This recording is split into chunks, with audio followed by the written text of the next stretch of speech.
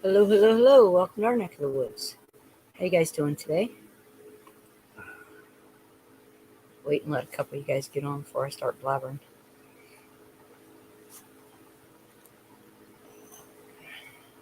Or I should maybe just start blabbering.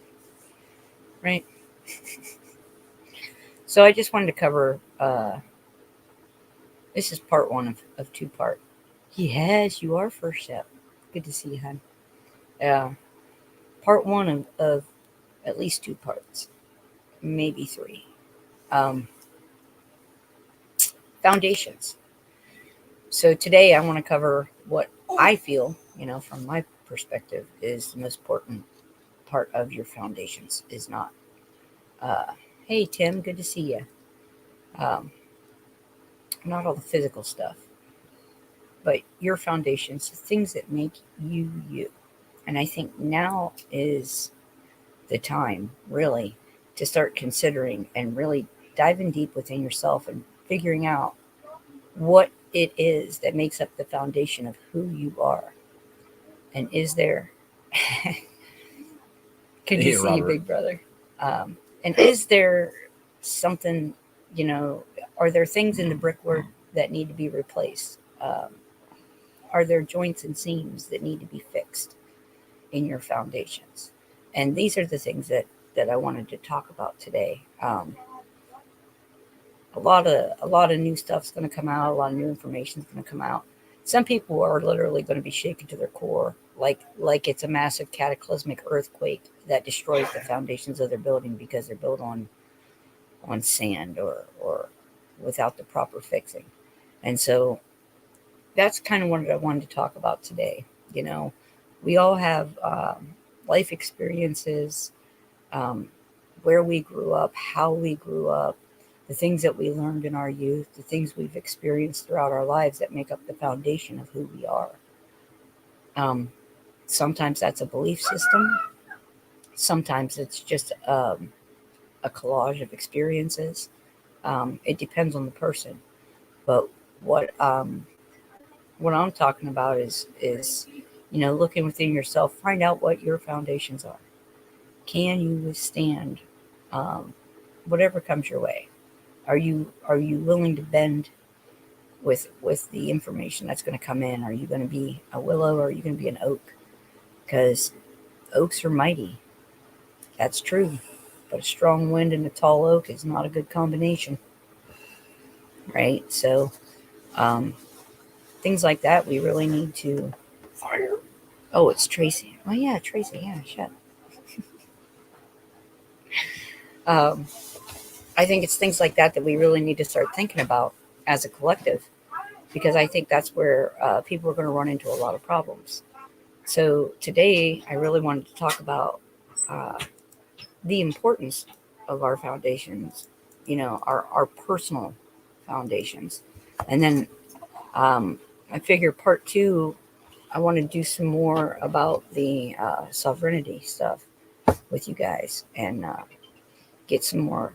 I'm going to have some more information on that before I do part two. And then I'm considering a part three with the syntax grammar stuff. And we'll have links.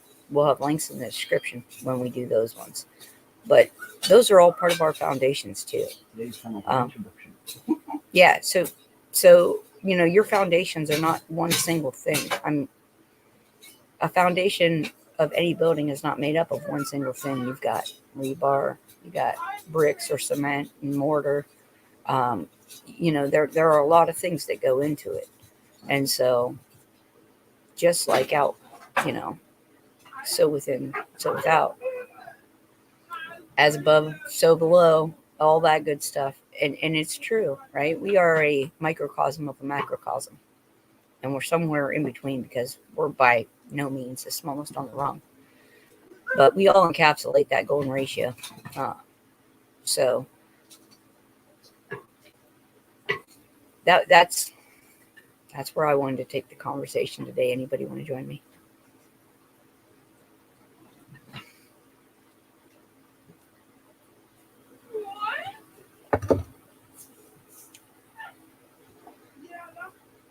No? All right. Well,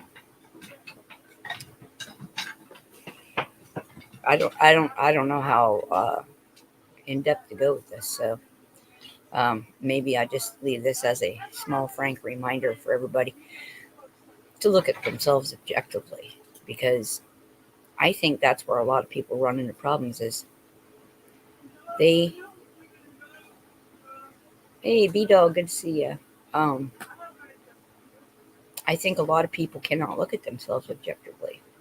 They color they color their view with everyone else's perceptions of them, and we've got to come to a point um, as a species where we stop doing that, right? And I don't care what your belief system is.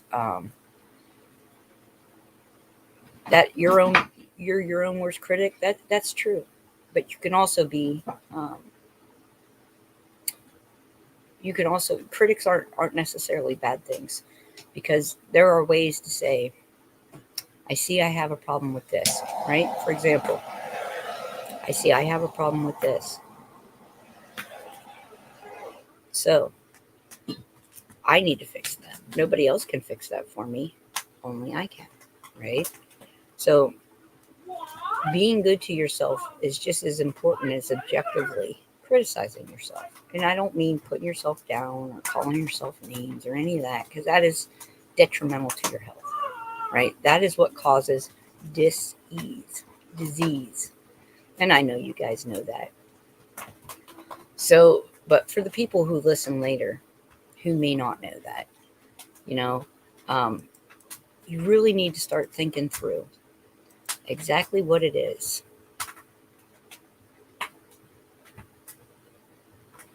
Oh, see, I'm the only person telling me I want to stop.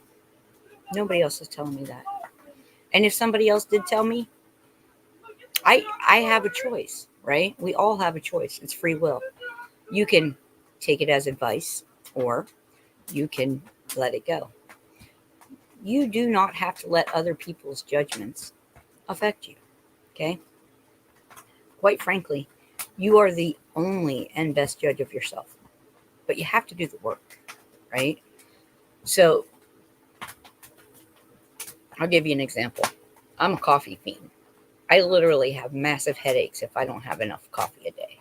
So for the last couple days, I have regulated my coffee in a manner and replaced what I would normally drink with lemon water. So I'm getting 4 less cups of coffee a day, 4 more cups of water with lemon juice in it. And I feel a lot better. I really do. So don't let other outside influences be your guide, because you don't know where that person's at on their path. And any judgment that you receive from another person is that person um, being uncomfortable with something within themselves. It's not something about you. Only only you know what your foundation is built of, right? Hey, Peppy, there you are. Good to see you. Um, Hi, Anna. So that's kind of what I wanted to have the conversation about today. If anybody wants to come up and have it, I think it would be um, a lovely conversation to have before we go on to the other bits. I was mentioning earlier, for those who've missed it, um, I want to do today's about our spiritual foundations, our personal foundations, right? The things that make us who we are, and how we can look at those objectively. And then also, I'd like to do a part 2 where we talk more and get more information out to you guys about the serenity, you know, correcting your status. And that's what you can do in the here and now physical 3D realm. And then I want to do a third part, somewhat with the syntax grammar stuff for anybody that's interested in that. So I think there's going to be a lot of changes coming, B Dog. I don't know. I think I think the changes are going to be a lot more chaotic for a lot of people, and I think they're not going to be so chaotic for some people. And I think that's going to depend on your foundation, your personal foundation. Can you can you take in information objectively, right? And just look at it. You don't have to have an emotion about it. You don't have to have a feeling about it. Can you look at it objectively?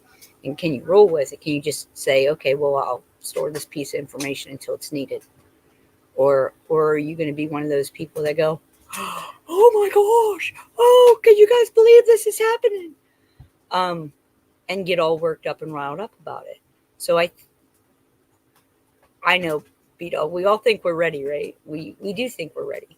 And at the same time, we're like, well, but what if the information is, well, listen, intent going in to learning anything new. Intent going into learning anything new is going to direct how you learn it and what you take from it, right?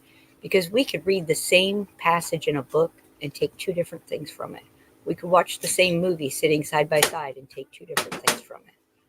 So it's about your personal foundation. And that's why I wanted to talk about that today, because I really wanted to get people thinking about looking at what have they built their personality around? What have you built your belief system on? What have you, what needs repaired? What might need do you need to put a little bit more mortar in the joint? Do you need to put a water seal in the basement there? What do you need to do to make that foundation strong enough that nothing's going to sway you, right? That it's not going to cause you to sink back down into the lower vibrations. That it's not going to steal your joy from you and leave you in fear. Because we're at a critical time where those things do matter, right? And if you're living in a state of fear, you're very welcome.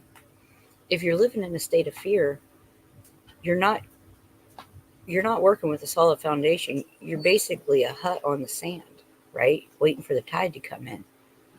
So we really have to look at that. And your foundation is made up of what you've experienced in life, what you've learned in life, what you've been taught, what's been taught to you. Okay. So as adults, we remember memorizing multiplication tables, right? And then as we got older, we really understood more about how multiplication really worked, was groups of things, right?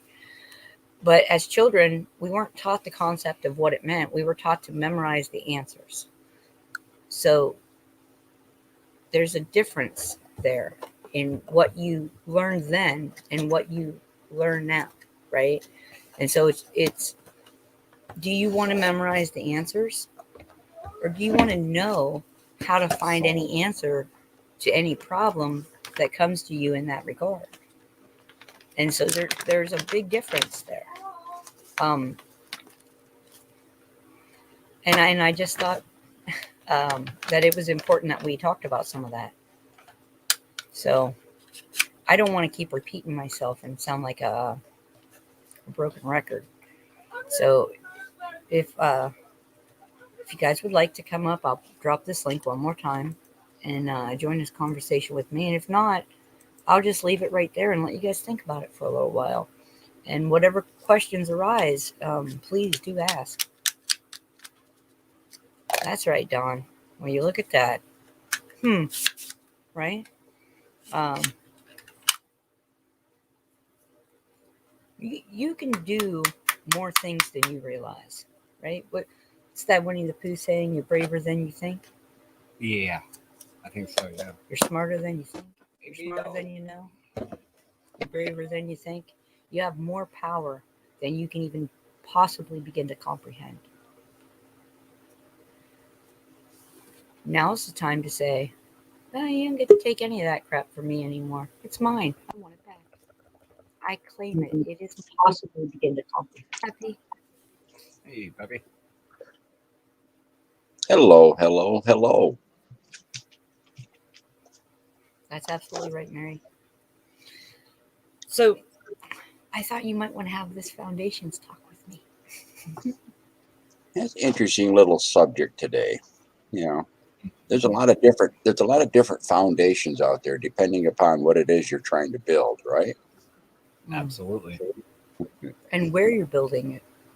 Yeah. Okay. That was going to be my little addendum, if you will, to what you've been talking about. You All right, know, I'll stop jumping ahead.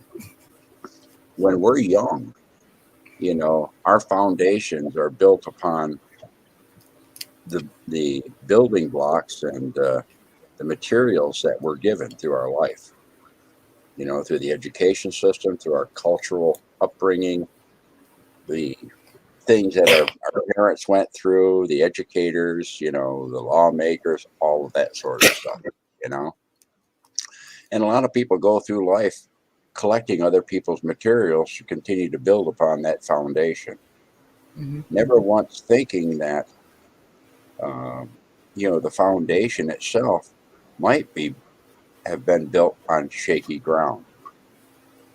So when they go out and do a lot of building and stuff now, they take a look at the quality under the foundation, and they learned that by how? They learned that by trial and error over the years, finding that certain types of ground would support certain types of foundations to hold the building up that they were building. And there's nothing no more different about that in our lives. The thing is that we have to kind of reach a certain maturity level before we can take a look at the foundation that's been built already and that we've added to over our lives, and find out whether or not the substrate underneath that, our spiritual part of us, can support that which has been built. If it isn't, sometimes that means if we want to continue to build something, we're going to have to do a complete relocation to a site that's more advantageous to the foundation that we want to build within ourselves. So that sometimes means that we have to leave behind the old building, which is subject to crumbling because the foundation was built upon an improper place. Or you have to constantly reinforce that building to try to upgrade it. And that comes right down to choices, So I've mentioned it before, and that is being a time traveler, going back into your own life and taking a look at where you were, where you've been, and where you are now, and then kind of shake that up and say, is that going to take me where I think I want to go? And that means that you need to examine those foundations, those building blocks, those things you've been taught, those things you've been learned, and then weigh them against the experiences of your life and how those different things felt. Some of those are not going to resonate well with you. Those are the things that are telling you that need to be changed. Okay. But if you get to the point where you say, okay, look, I can build whatever building I want. I can put in whatever foundation I want as long as I know that I am building it on an immovable bedrock. You can And have that's where your spiritual strength comes in, and that's what needs to be developed. Once you find out where your spiritual strength is, then you'll know the best place for you to build your building, if you will. Does that make any sense to you? Well, it makes perfect sense to me. I often tend to forget that, I've done a lot of self work, and I know not everybody has, and so I sometimes skip ahead to where I'm at rather than where I've been when I try to explain these things. And Pappy, you're always wonderful reminder to say, there's more than just the step where we're at. There's all kinds of steps that that predate that, Yeah. Um, That's what I call, shaking your gathering basket out, and you got to look at that stuff, Absolutely. because sometimes you'll find stuff in there that no longer fits the present. That needs to go. sometimes you'll find stuff that needs to come into the present that you've set aside and you hadn't thought of before. Okay. Exactly. So that takes a constant reminder that even though as you progress in the college of life, okay, and you get these new classes and everything, you cannot forget to go back and review the building blocks that you built upon. Okay, because sometimes you're going to be given the opportunity to change things, to change what you have been taught and apply it in your own life so that it works for you. It doesn't necessarily have to end up with the same result as you were taught in the first place, because not everything is cut in stone. Exactly. You know, I want that to is, address what Shep put up here real quick. And that's, she says, when you look back and see that you did not accomplish your best life, then how do you build that foundation back?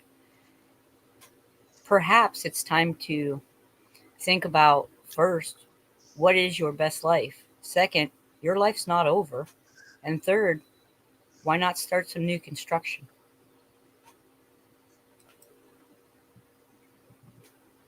That would agreed, be what I would agreed. say.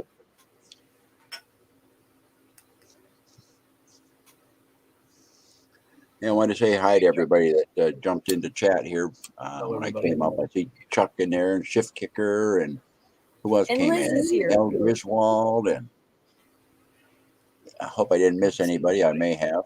Good to see y'all. Yeah. Really is.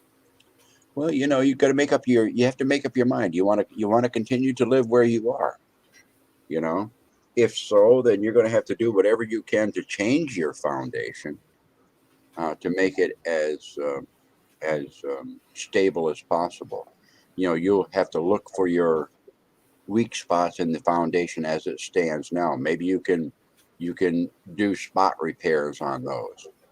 Take out the or recaulk or whatever it takes, whatever terminology that you want to use, okay, to make that foundation as stable as possible.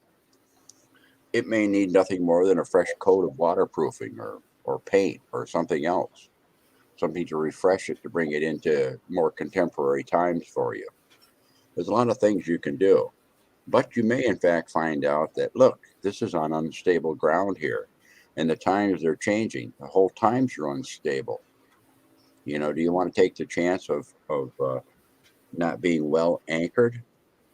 If that's the case, then you need to make some contingency plans to relocate someplace else, or to disassemble everything and reassemble it in a way that's more appropriate for you now. Yes. Yeah. And I agree because um, what we're talking about is looking at your personal foundations, right? And so when you look back, instead of saying, "Oh, I didn't do this and I didn't do that. I'm not where I wanted to be at this point in my life." Instead of doing that, say, "Okay, I haven't done this yet. You know what? Maybe I'll go do that." Right? It is never too late to start over. And we are taught to fear starting over. Um, but I'm going to relate this to nature, right? Um, in four season climates, right, where we live, um, every year everything goes to sleep, and every spring it all starts over, and it's usually more lush than the year before because it started over, right? So never be afraid of giving yourself a fresh start either, because you know we reinvent ourselves daily. And that's right, don't be a victim of your own reality. You created it. That is spot on Mm. perfect. So if you created the reality you live in, why can't you create the reality that you want? Well, if you stop and think of things in a timeline, and you had touched on this a little bit earlier, just a moment ago, you know, You're later in life. Is it too late to start? It's never too late to start. The question I would ask you is to ask yourself this question: what is my timeline? Well, that would depend really where your mindset is. Are you locking yourself into the physical, or are you locking yourself into the immortal of the spirit soul? Okay. And if you're going either or, you're going to have different choices in the present. Okay. Whichever way you concentrate on. If you're looking more towards the latter of the soul being really immortal and in a process, then any time is appropriate to change. If you're looking Exactly. in the physicality, then it becomes more critical if you don't like where you are and where you think you're going to change. That time becomes more critical. Let's put it this way, more stressful. Yeah. Well, and I want to say something too, because you said something that struck a chord in me about it's never too late to start. Here's something else to remember, guys. If you never start, you'll never finish. You'll never accomplish if you don't get started. So no matter where you're at, now is always the perfect time to start, right? Well, if you take a look at the flow of creation, if Creator had us all starting and stopping at the same time, okay, and the opening that we all have to go through is of a certain diameter, none of us are going to get through it if we're all doing it at the same time. And, This is true. and what happens in a case like that is the flow stops. However, each of us is given our own time of starting and stopping, okay, so that we become part of the constant flow. So if you're linking up arms with everybody else and turning yourself into a blood clot, you're trying to get through a small vein, you're all going to get stuck. Yes. Okay. And So my suggestion is not necessarily to link arms with everybody else around you, okay, but to get into the flow and go with it in your own time, in your own way, in your own understanding. But that means that you need to become self-aware. You need to pay attention to the little things in your life. And you need to look at all the little things in your life as it has been. Because little things can sometimes make a profound change in trajectory in the future. in your well, Mr. hello Hackett, there. I wanted to say something about what you commented about there, Badger. And you said we are the masters of our own demise. There's a poem that I absolutely love, and it says, "I am the master of my fate. I am the captain of my soul." I love that poem. That to me is powerful. well, I heard something in one of the chats or one of the shows that I was watching, and they were talking about, and I may have forwarded it to somebody, I don't know. They were talking about uh, how do you address the people that just won't listen, that can't wake up and stuff like that. And with the times that we're in, you need to take a look and say, hey, if in my view those people are dead to what is going on in the changes and stuff in the world and they can't see it, okay, and they're to the point that they're defending it vehemently and then attacking you because you also are not part of that, then they become, in my eyes, part of a self-fulfilling death cult, if you will.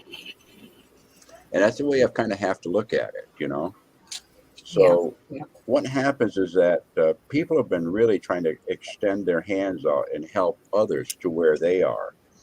And what's happening now is I'm telling people to be careful. If you're on the train and you're traveling now to where you're supposed to be going, keep your hands and arms heads and bodies inside the moving train.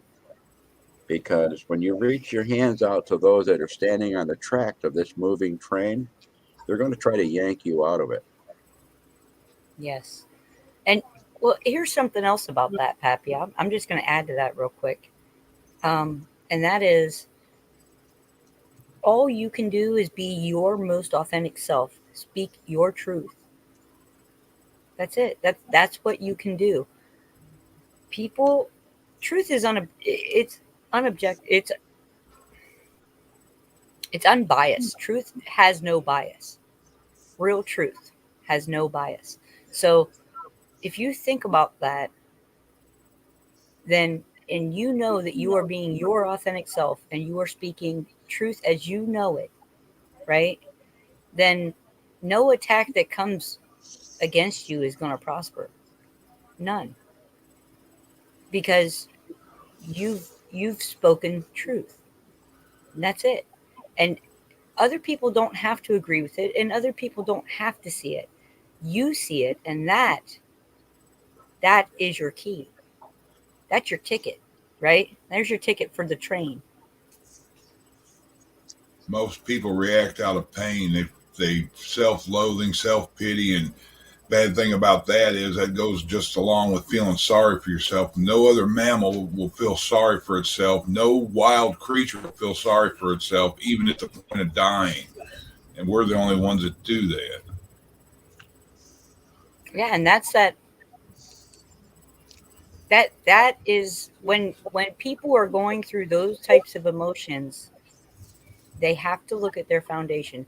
They're the only ones that can honestly look at the house that they've built that is their life and give it an honest review. Nobody else can do that for you.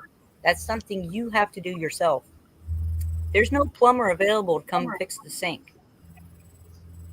You're the plumber, right? You own that house. You built that house. That house is you.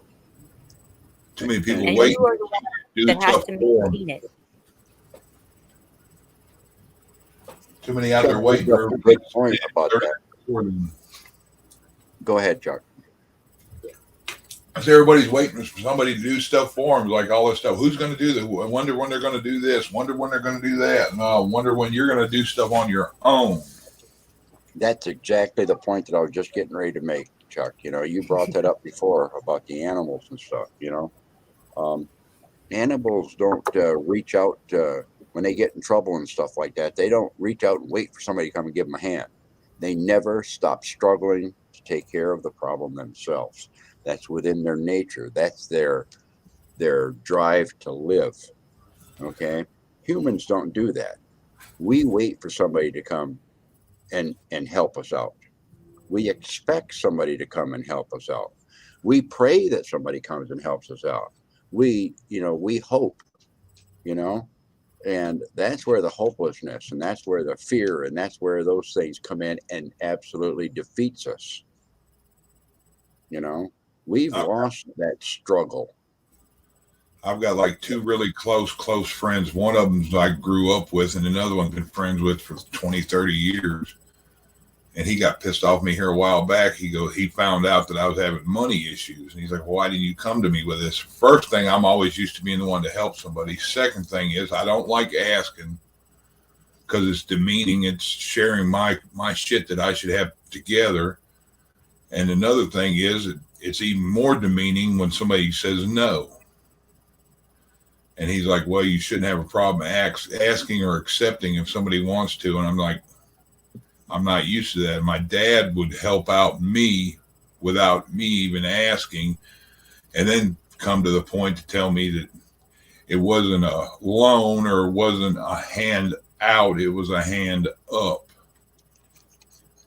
And he said, if you can't stand on your own 2 feet, do your damnedest to stand on one. And see, your dad taught you a very valuable lesson with that. It was about your perception of it. And it was about his perception of it. He helped just to be able to help. He didn't do it out of charity or pity or anything else. He did it because he loved you and he wanted to help you. He wanted to help you go further.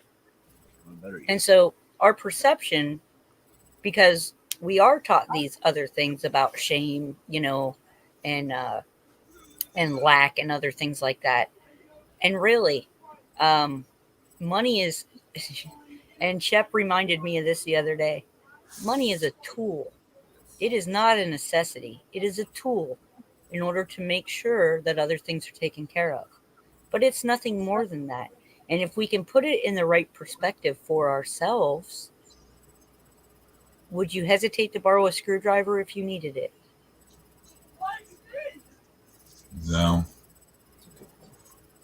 So Well, if we getting can perceptualize some of these things. getting to the building of your foundation, you would be silly to build your foundation on your mistakes. The best foundation is that which is mortared in and set in place that are your successes. And as your successes come in, you find those other bricks that were put in place because of your failures. You can replace those with that you didn't know you had before. And Good thing about it. One of the points that I wanted to make is that people don't realize how much they have within them until there is no one else to help them out but themselves. And you'd be surprised at what people are able to do, but they have to have the right mindset in order to do that. The good thing about failure is it teaches you another way not to do something. It's Yep. the most valuable lesson you can have. One of Raina's favorite movies when she was younger was The Robinsons. Meet the Robinsons. And it's in that movie, the one thing I loved about it was there was never a failure. Just because it didn't work, that was just, you learned another way not to do it. Yep. Failure, in some eyes, it's to me, it's unless you just destroy everything you're trying to do when you fail. Failure is like, well, I'm teaching myself to do it, and that's not the correct way. Another path thing. Exactly. So we turn those failures into victories because now we've learned another way not to do something. It can be a lesson rather than something that brings us down. It is all about how we perceive what happens in our lives. All of it. Everything that we've ever been through, every trauma, every drama, every bad relationship, all of it, times of lack and in times of richness, there are always lessons to be learned. And it's not about ease of life or lifestyle as much as it is about what are you learning from these? What are you learning about yourself from these events, right? And what have you chosen to put into your foundations? Because all those things make up what we are. And if we take a look at those, if we do a little bit of time traveling and go back with a new perception, instead of wallowing like a lot of people do, oh, woe is me, this happened to me, and so my life's been terrible ever since. Self-loathing. Right. If we go back and we look at those events again with a different perception and we see them in a different light and we say, what lesson was I to take from this and move forward? From this day forward, I'm not going to see this as a detrimental thing that happened to me. I'm going to see this as something that taught me how to protect myself or how to not let this happen to somebody else, or how to heal from this, or how to forgive myself or forgive others from this. But it's all about how we perceive it. And so people who choose to continue to live in their self-loathing, because I think really that's, if you boiled it all the way down, that's kind of what it is. Those are the people who are going to have a hard time with any new information coming out because their foundations are not strong enough. Those lessons haven't been perceived in the right manner for them to be strong enough to withstand the barrage of even more things. If you realize what what the culmination of your life's memories are, okay, you'll come to the realization, perhaps as I did, that everything is a lesson. Everything is a teaching. Okay. Everything is the ability for you to learn about yourself so that you also teach yourself, and that you also put in place all the different parameters that bring new lessons to you. Okay, that's called growth. That's new information coming in, that's being applied. You see the results of it. You dissect it, you look at it and everything else and say, okay, how is this fitting? How is that fitting? That's where the wisdom comes in. And then the wisdom gets passed along, making room for a new lesson to come in. That's what our life is, really. How many It's all times? about learning. How many times you walk through a room and kicked your pinky toe into the corner of a cedar chest or coffee table? How many times does it take you to realize that that's there, even when it's pitch black? Yep. That shows you how easy it is to get distracted and remember and forget the little things. And I'm gonna bring that right back around to what Chuck was saying about animals. Dogs that go blind or deaf, they have no problem using all their other senses, do they, to get around? They learn rather quickly where things are, so that they don't have to keep getting hurt by them. So we see this in our day-to-day lives, but how many of us realize that this is us? Even with our eyes and our ears, we're not using our potential, right? We're not using our potential when we repeat the same thing. The definition of insanity is to repeat the same thing and expect a different result. Yep.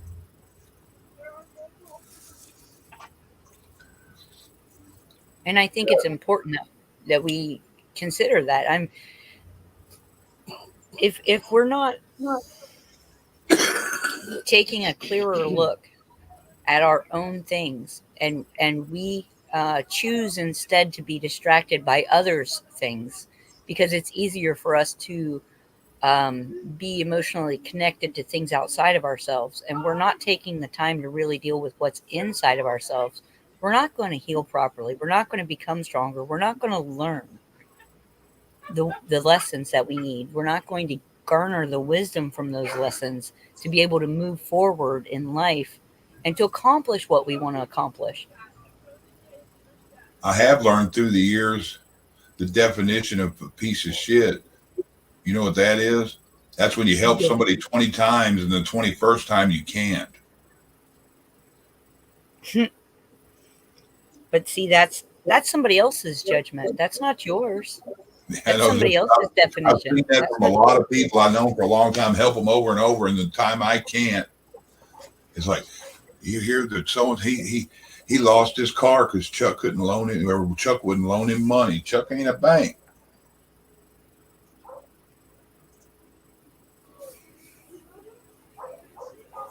I've got more fights with my wife over loaning money we didn't have or helping somebody out that we couldn't afford. But you can't take somebody else's judgments on yourself either, because that's something within them. A lot of times we'll find that people don't mind stretching their hand out to receive something. And very, very often the same people who stretch their hands out to receive have a hard time stretching the other hand out to give. Yeah, you help them out of the pit, but they ain't going to help the next person out. And what you were taught about that 21st time, what was your lesson? Personally, it's kind of bad, but I'll tell you what I learned about it. I tell people this when they say, so-and-so said this. I'm like, well, first, their opinion of me isn't my business. Second is I really have to value them and care what they think. I said, you talking down about me, I don't really give two shits. If you're that way, be that way. Be that way over there, though. Yep, there you go. That armadillo, right? Mm-hmm. And it's here's the thing. Every time you help that person, were you giving them a fish or were you giving them a fishing lesson? Right? I tried to do it as a lesson or a poll, but Some people want to have the lessons over and over again just for the free fish at the end of it. Right? And some people just want to be enabled. They want to be enabled to keep doing what they do the way they do it without any recompense. And the moment you're not able to help them, that could have been their lesson. It could have not even been your lesson. I firmly believe, and this is just my personal belief, is that we are all connected and that we all come into each other's lives for a reason or a season. There's a connection there. And sometimes when you have let's say you have a bad relationship, okay? Maybe the lesson was yours, but maybe you agreed to help that person learn a lesson. You know what I mean? I don't know that any of us knows what contracts our higher self made before we got here. But what I do know is that sometimes it's not our lesson, the things we go through. Not to say there's not a lesson there for us, but sometimes it's to help someone else on their path learn their lesson. And it's their choice whether they do.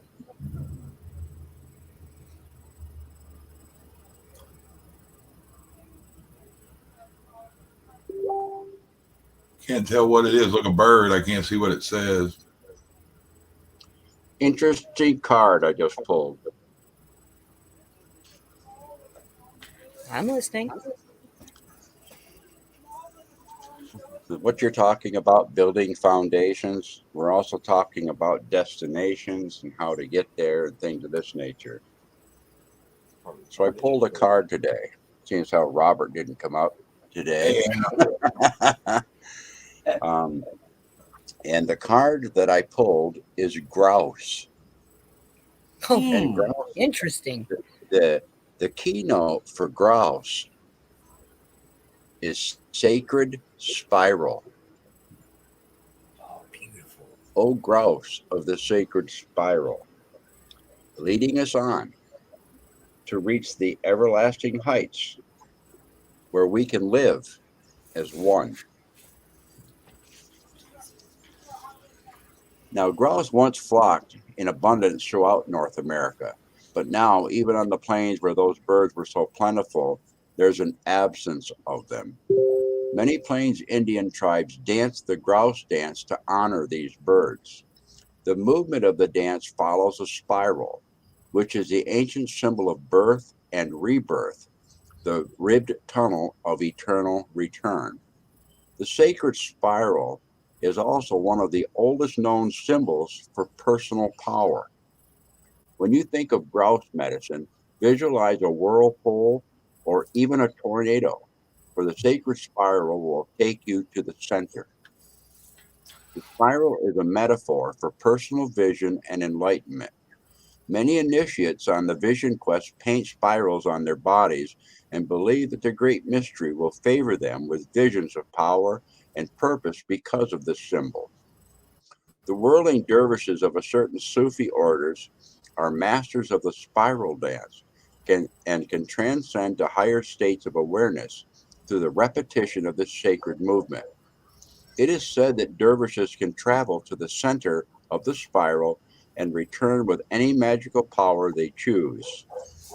In the dervish state, one enters the great silence and has direct communication with the creator by spinning clockwise or counterclockwise. The dervish draws or repulses specific energies.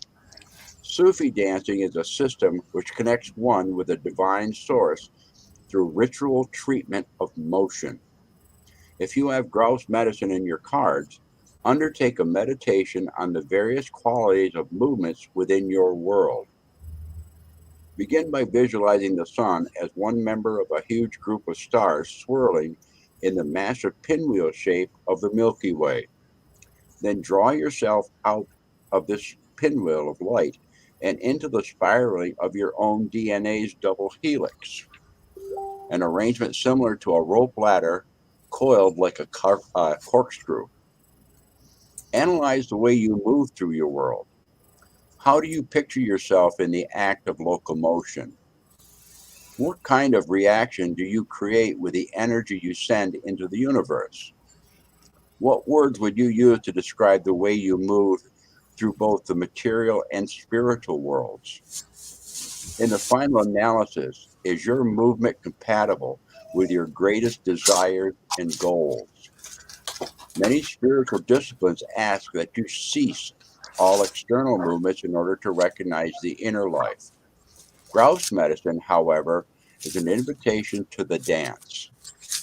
Grouse celebrates the divine source through its sacred spiral dance and offers this dance to you as a gift. You could spend a lifetime learning Grouse's lessons on how to harmonize your dance with Mother Earth's cycles and how to offer the dance as a creation of selfless beauty. And I drew the card in an upright position, so that's the lesson for today. I won't even talk about the contrary. Okay, but I see a lot of similarities about what you just were talking about. Yeah, that was very fitting.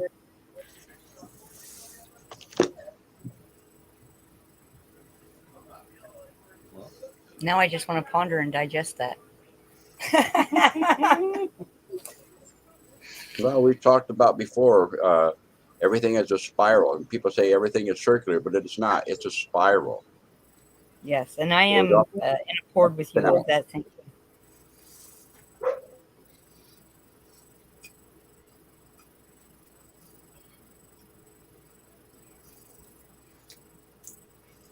Yeah, I was watching a rerun yesterday of Yellowstone. I don't know how true this is.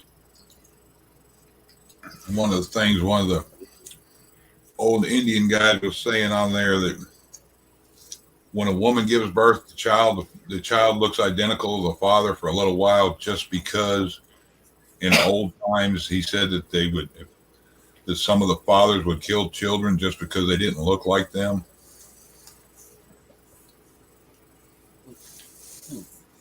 So, I'm sure in some cultures that might have been a truth.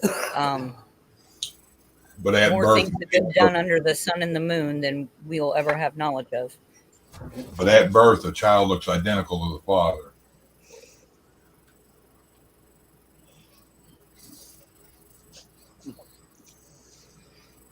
My daughter didn't have a beard when she was growing. It depends on the mind behind the eyes of the father, I think.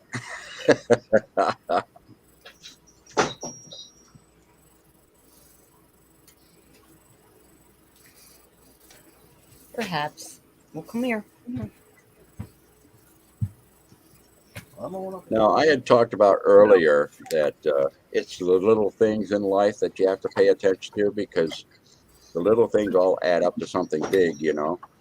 So, grouse isn't a great big bird, but it has some big lessons. It's like Raina, she's a little bird over there. She's got her lessons she brings us too. Hi, Pappy. Hi, Chuck. Hi, everyone in the chat. I think a grouse is in between a dove and a pheasant, isn't it? Somewhere like a quail almost. Yeah. I think, yeah, they're ground bird, right?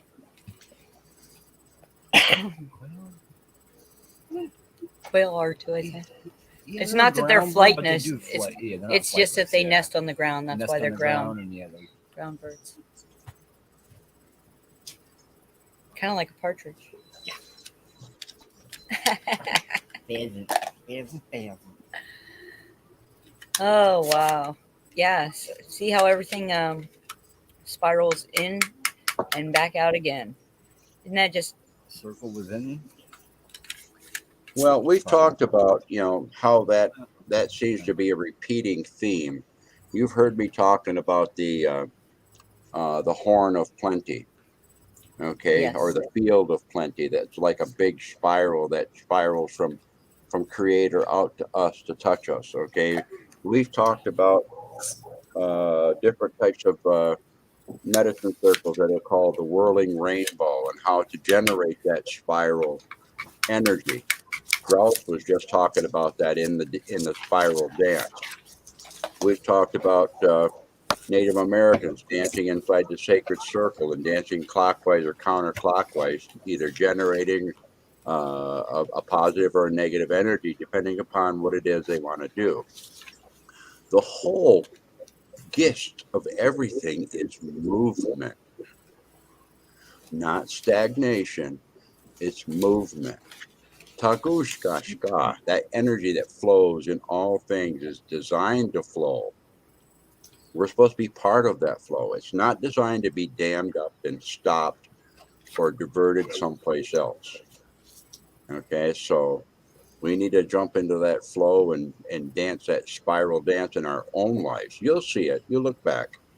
And when you look back on the spiral, you'll see the pathways that you've come climbing to where you are. Okay, well, that's a labyrinth right there. Yes, and I Turn it wanted to upside show down. this. I'd rather see it smile. Nah. This one is called Phases of the Moon. This is a specific labyrinth, but I wanted to show it because it's very similar to many labyrinth petroglyphs around the world. And Jeff and I had just watched something on it the other day, and what was interesting is that it was being compared to your mind, to your brain, and that if you follow it to its center point, that spiral to its center point, you end up at the pineal gland. That looks And I within thought, place. wow, that's so amazing, right? And you talking about the spiral and the grouse medicine, it brought that to mind, and I wanted to share that real quick, little bit of information because I thought it was amazing. It's a perfect example of it. Another example for those people that are old like me, we used to have things years ago that were called records that you played on a record player. And it was just a flat disc. Vinyl. And you would set the needle on the outside and it would play the song. And people said, boy, that record's just going in circles. Well, the record might be going in circles, but the song is going in a spiral. From the start to the finish. The needle slowly travels to the center of the record. Okay? So in actuality, our life is a song danced in a spiral, just like a record. I love that analogy, Pappy. That is so fitting. Here's one for you, Pappy. You said record. And this is something close to your time. The guy was around when you were young, singing in the 60s. Remember that? Atomic Dog, George Clinton. You remember that? I think I do. That's how everybody in the world showed their whiteness. If you went to any event that they played music and people start dancing, all the white people get out there and show just how white they can't dance. Yeah, bro. About the same time as that other song called Here We Go Round in Circles. Yeah. But he was with Funkadelic Parliament in the 60s. I don't know if you remember them or not. Or Parliament. Who? Parliament and Funkadelic. Oh, I remember. No. I don't remember the name actually. You probably remember George Clinton though, huh? Oh yeah. He always looked crazy.